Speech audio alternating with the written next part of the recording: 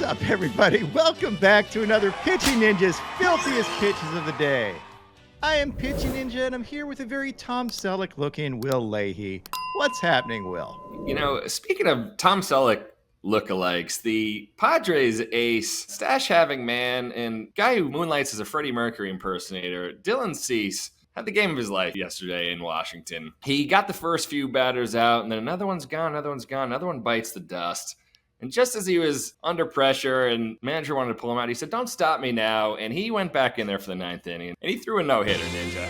He's one of your favorites. You've been talking about him recently because he's had 3 incredible starts in a row. What did you see yesterday that gave Cease this life-changing game? You might say all the Nats hitters were deceased. You might. Dylan Cease has been on fire for the last 3 games. He is the first pitcher since at least 1901, probably of all time, to have 30 strikeouts and 2 or fewer hits in 3 consecutive starts. That's right. 2 consecutive games, giving up 1 hit. And yesterday, 0 hits in 9 innings. A no-hitter for Dylan Cease. I was pumped. I made sure Will watched the end of the game, and he did. Will was pumped too. That's right. Dylan Cease is a friend of the show, so we are always rooting for Dylan Cease, and he has been on absolute fire. Yesterday, through 114 pitches, 9 strikeouts in that no-hitter. His heaters were up to 100 miles an hour again. Dude has been hitting 100 miles an hour pretty regularly lately. And, of course, he had his dirty sliders. Here's an overlay of a 99-mile-an-hour fastball and an 89-mile-an-hour slider, and you can see that no-hit stuff in action. And Dylan Cease now leads the major leagues in strikeouts. Does he get himself in Cy Young contention with a late run like Blake Snell did last year? I think he's 4th now in the NL Cy Young race. And also, he won the Sword Trophy last year for the most swords of any pitcher in baseball. It's a 1 of 1. How many Cy Youngs have there been? Think about that. There's 1 sword, a lot of Cy Youngs. So if you're talking about scarcity, the sword is what you want. Maybe that foretells no-hitters. I don't know. And because you all are subscribed to this channel, or are about to be, here's Dylan Cease's slider grip. I changed the grip, and I went from, I want to say I was kind of higher up on the ball like this maybe, and then I just really buried my hand down on there like that. Cease outdueled Patrick Corbin, who was actually solid again yesterday with 7 strikeouts and 7 innings, giving up 3 runs. He had this cutter and these 2-seamers. Now on to the rest of my whip around the league. Corbin Burns had 5 Ks and 7 1/3 innings, giving up 3 runs. He had this cutter, curveballs, and sliders. And do not deprive Corbin Burns of his pop-ups. Here he is trying to flag this pop-up down. He was called off, but we know how much Corbin Burns loves catching fly balls. He loves it more than life itself. The Orioles ended up pecking the Marlins 7-6. Gavin Williams went 6 innings with 9 Ks. Nice. Giving up 3 runs. He had these fastballs, but the pitch of the game for him were these hammer curveballs. He also had this slider and changeup. I think Gavin Williams is going to be a really good pitcher in the next few years. Man is a horse. I do too, Ninja. However, he had the ultimate faux pas, which is giving up a home run to Javi Baez in the year 2020. Oh, boy. I know. All right, Gavin. You threw 1 pitch in his nitro zone, blind Javi Baez, just swung and hit it. That happens. Like, even a blind squirrel finds a nut or whatever. That's right. Williams faced Tyler Holton, who had 2 Ks and 2 scoreless innings and had this painted fastball. And the Tigers clawed the Guardians 3-0. Chris Sale had 9 Ks and 7 1/3 innings, giving up 2 hits and 2 runs. He leaned heavily on his fastball this game, but also threw in some nasty sliders. Here's an overlay of his fastball and slider. I mean, same mechanics, just fierce stuff from Chris Sale. Faced Luis Severino, who was also really good yesterday with 6 Ks and 5 innings, giving up 2 runs.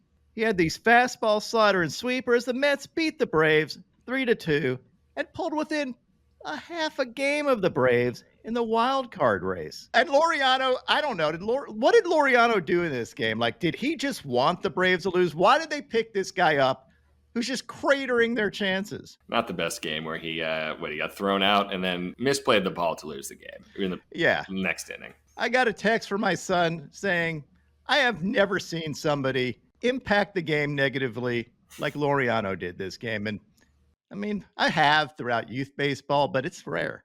Max Scherzer had a nice outing yesterday, going 6 innings with 9 Ks, Nice. giving up 1 run and 3 hits, and looked like Max Scherzer. He is now 10th all time in strikeouts in Major League history, a sure first ballot Hall of Famer.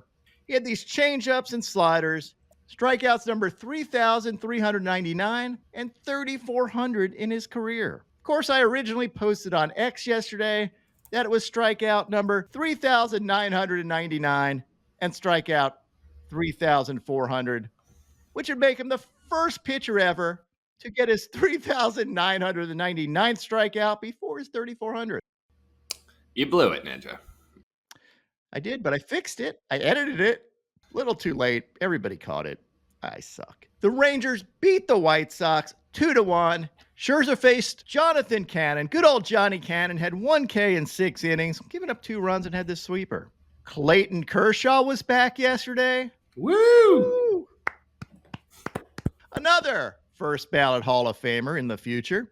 He had 6 strikeouts in 4 innings, giving up 2 runs. Kershaw had these dirty sliders as well as his beautiful Cooperstown curveball.